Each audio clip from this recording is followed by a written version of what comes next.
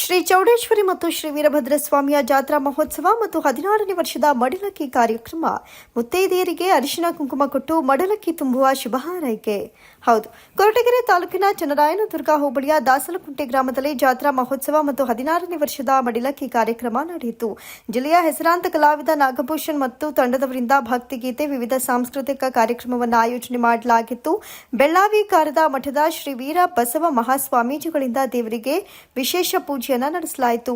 ಶ್ರೀ ಕ್ಷೇತ್ರ ಸಿದ್ದರಬೆಟ್ಟದ ಬಾಳೆಹೊನ್ನೂರು ಖಾಸಾ ಶಾಖಾ ಮಠದ ಪೀಠಾಧ್ಯಕ್ಷರಾದ ಶ್ರೀ ಶ್ರೀ ವೀರಭದ್ರ ಶಿವಾಚಾರ್ಯ ಮಹಾಸ್ವಾಮೀಜಿ ಮತ್ತು ಬೆಳ್ಳಾವಿ ಕಾರದ ಮಠದ ಶ್ರೀ ವೀರ ಬಸವಲಿಂಗ ಸ್ವಾಮೀಜಿ ವೇದಿಕೆ ಕಾರ್ಯಕ್ರಮವನ್ನು ಉದ್ಘಾಟಿಸಿದರು.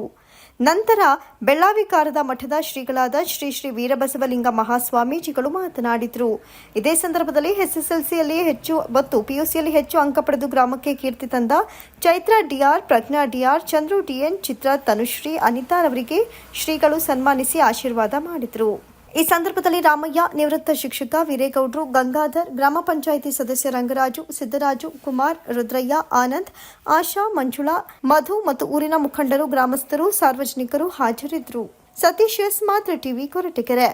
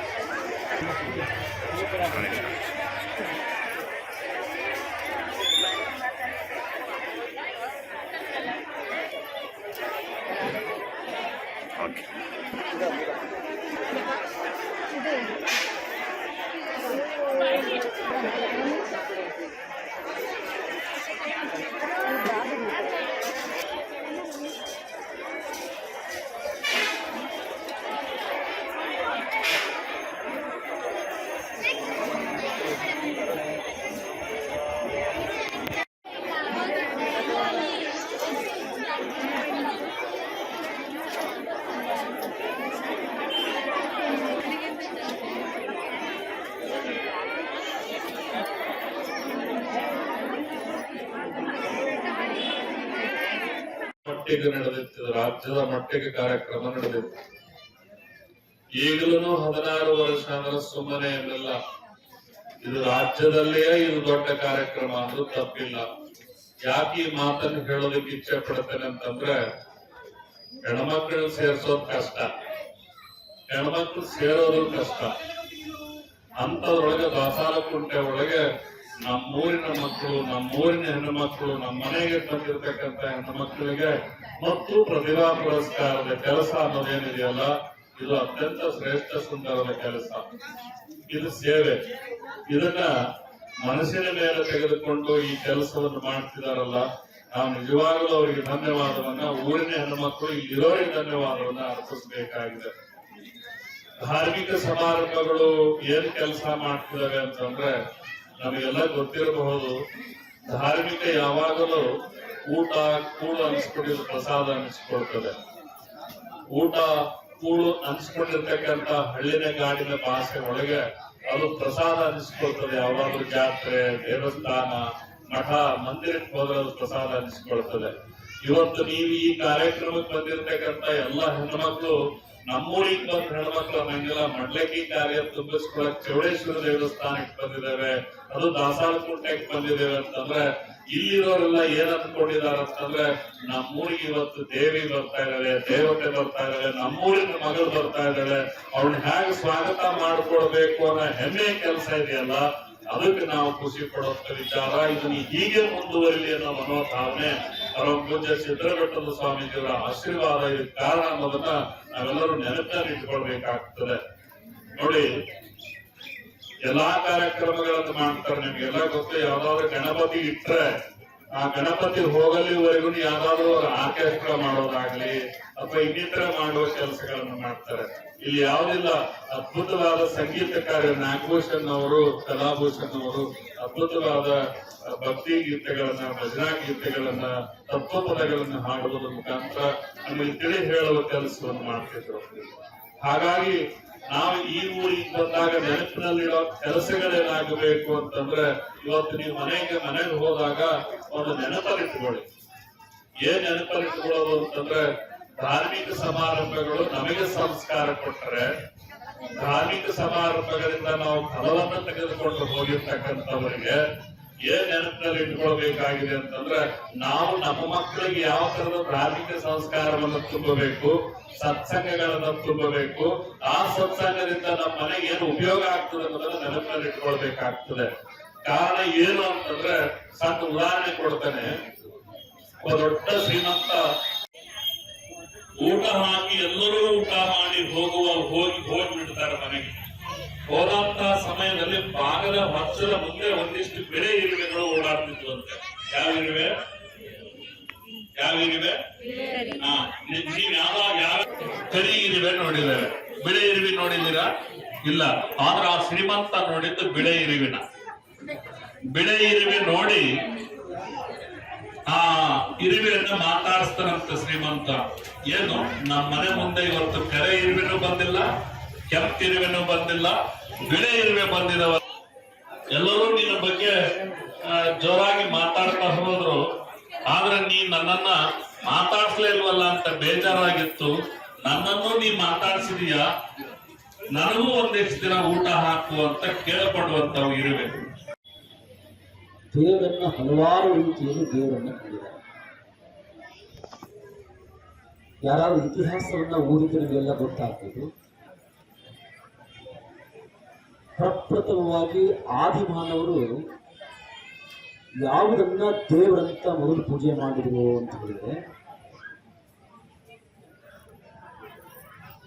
ಹುಡುಗು ಸಿಡಿಲಿನಲ್ಲೇ ದೇವರನ್ನುವಂತ ಭಾವನೆ ಇಟ್ಟುಕೊಂಡು ಸೂರ್ಯನನ್ನ ಪೂಜೆ ಮಾಡಲಿಕ್ಕೆ ಪ್ರಾರಂಭ ಮಾಡಿರುತ್ತೆ ಈ ದೇಶದಲ್ಲಿ. ಸೂರ್ಯ ಬಂದ ಮೇಲೆ ಈ ಜಗತ್ತಿನಲ್ಲಿ ಎಲ್ಲವೂ ಚರಾಚರಗಳು ಕಾರ್ಯನಿರ್ವಹಿಸುವುದರಿಂದ ಆತನೇ ದೇವರಂತ ಪೂಜಿಸುವಂತ ಪ್ರಾರಂಭ ಆಯಿತು. ನಂತರದಲ್ಲಿ ಗೊತ್ತಾಯ್ತು, ಇಲ್ಲ ಅದರ ಜೊತೆಯಲ್ಲಿ ನಾವೆಲ್ಲ ಬೆಳೆದು ಓಡಾಡಲಿಕ್ಕೆ, ಆಹಾರ ಉತ್ಪತ್ತಿ ಆಗಲಿಕ್ಕೆ ಭೂಮಿ ಬಹಳ ಮುಖ್ಯ ಅಂತ ಹೇಳಿ ಭೂಮಿಯನ್ನ ದೇವರಂತ ಪೂಜೆ ಮಾಡಿ, ಮತ್ತೆ ಅದರ ನಂತರದಲ್ಲಿ ಗೊತ್ತಾಯಿತು, ಮತ್ತೆ ಈಗಾಗಲೇ ಪರಮ ಪೂಜೆಗಳು ಹೇಳಿದ ಹಾಗೆ ನಾವೆಲ್ಲ ಉಸಿರಾಡಲಿಕ್ಕೆ ಆಮ್ಲಜನಕವನ್ನು ಒದಗಿಸುವಂತ ಗಿಡ ಮರಗಳೇ ದೇವರು ಅನ್ನುವಂಥ ಭಾವನೆಯಿಂದ ಗಿಡಗಳನ್ನು ಸಹ ದೇವರಂತ ಪೂಜೆ ಮಾಡಿ ಪ್ರಾರಂಭ. ಇಲ್ಲ ಏನೋ ಒಂದು ಅವ್ಯಕ್ತವಾದ ಶಕ್ತಿ ಇದೆ ಅಂತ ಹೇಳಿ ಮತ್ತೆ ದೇವರನ್ನ ಹೆಸರು ಕೊಟ್ಟು, ನಾಮ ಕೊಟ್ಟು, ಅದಕ್ಕೊಂದು ರೂಪ ಕೊಟ್ಟು ದೇವಸ್ಥಾನ ನಿರ್ಮಾಣ ಮಾಡಿ ದೇವರನ್ನ ಪೂಜೆ ಮಾಡಲಿಕ್ಕೆ ಪ್ರಾರಂಭ ಮಾಡಿ. ಅಂದ್ರೆ ದೇವರನ್ನ ಪೂಜಿಸುವಂಥದ್ದು ವರವನ್ನ ಪಡೆಯುವಂತ ಉದ್ದೇಶದಿಂದ ಎಲ್ಲ ಭಾಗದಲ್ಲೂ ಸಹಿತ ದೇವರನ್ನ ಪೂಜಿಸುವಂತ ಪರಂಪರೆ ಉಂಟು. ಮತ್ತೆ ಭಾರತೀಯ ಸಂಸ್ಕೃತಿಯಲ್ಲಿ ನಮ್ಮ ಋಷಿಗಳು ಮತ್ತೆ ಹಾಗೆ ಚಿಂತನೆ ಮಾಡ್ತಾ ಹೊರಟರು. ದೇವರು ನಮ್ಮ ಕಣ್ಣಿಗೆ ಕಾಣದಷ್ಟೇ ಅಲ್ಲ, ನಮ್ಮೆಲ್ಲರ ಒಳಗೂ ದೇವರಿದ್ದಾನೆ ಎನ್ನುವಂತ ಭಾವನೆಯನ್ನು ಮತ್ತೆ ಪೂಜಿಸಿ ಪ್ರಾರಂಭ ಮಾಡಿದ್ರು.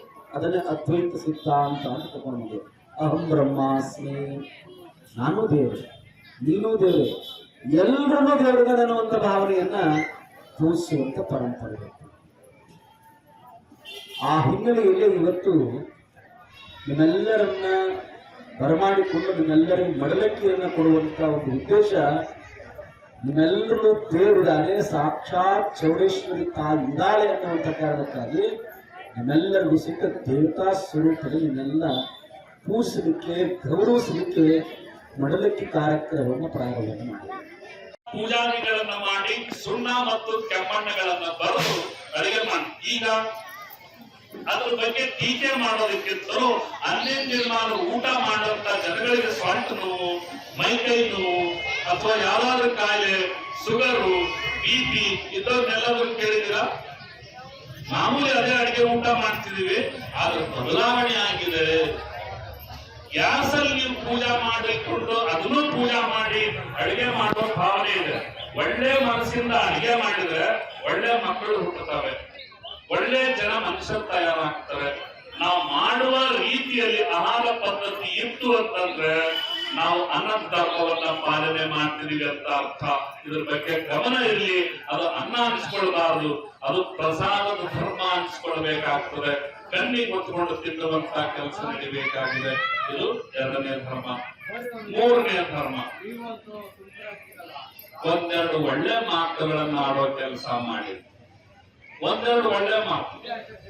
ನಾವು ದಿನಾ ಜಗಳಾಡ್ತೇವೆ, ದಿನಾ ಉಳ್ಳಾಡ್ತೇವೆ, ದಿನಾ ಕೆಟ್ಟದ್ದು ಮಾತಾಡ್ತೇವೆ, ದಿನಾ ನಾವೆಲ್ಲರ ಜೊತೆ ಕೂತ್ಕೊಂಡು ಮಾತಾಡೋದಿಲ್ಲ. ಇವತ್ತೆಲ್ಲರೂ ಬಂದಿದ್ದೀವಲ್ಲ, ಒಳ್ಳೆ ಮಾತುಗಳನ್ನು ಮಾತಾಡಿ ವಿರೋಧಿ ಕರೆದ ಪಕ್ಕದಲ್ಲಿ ಕೂಡಿಸ್ಕೊಂಡು ಬಾ, ಇವತ್ತಿನ ಮಾತುಗಳನ್ನ ನನ್ನ ಗೆಳತನ ಚೆನ್ನಾಗಿರ್ಲಿ ಅಂತ ಹೇಳಿ ಇದನ್ನು ಪ್ರಾರಂಭ ಮಾಡಿ ನಿಮ್ ಜೊತೆ 100 ಜನ ತಯಾರಿರ್ತಾರೆ. 16 ವರ್ಷಗಳಿಂದಲೂ ಅತ್ಯಂತ ವಿನೂತನವಾಗಿರುವಂತಹ ಒಂದು ಕಾರ್ಯಕ್ರಮವನ್ನು ಆಯೋಜನೆ ಮಾಡಿ ಗ್ರಾಮದ ಎಲ್ಲ ತಾಯಂದಿರಿಗೆ ಮಡಲಕ್ಕಿ ಕಾರ್ಯಕ್ರಮದ ಒಂದು ಸಮಾರಂಭದ ಸಾನ್ನಿಧ್ಯವನ್ನು ವಹಿಸಿರುವಂತೆ